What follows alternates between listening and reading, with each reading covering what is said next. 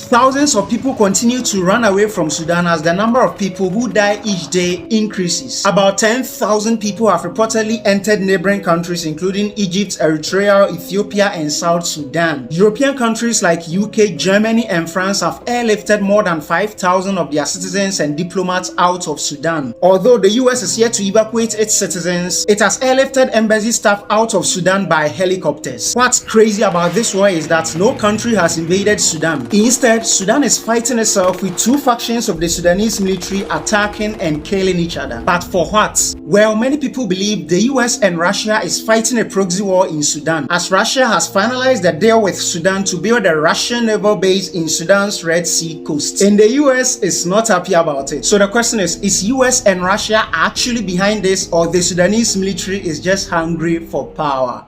Here is why you should care about the fighting that is going on in Sudan. What's happening there is more than meets the eye, and it's time for the world to discuss the actual truth of what is going on there.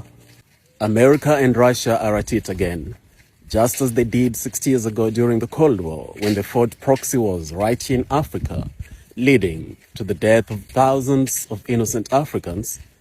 They are at it again in Sudan, fighting a proxy war. Let me explain. Two factions of the Sudanese military are fighting each other.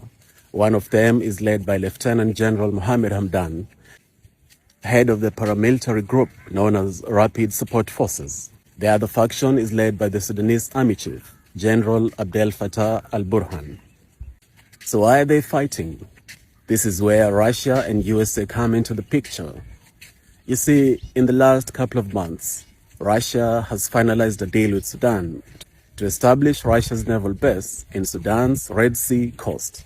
America is not too happy with that. Actually, they're furious.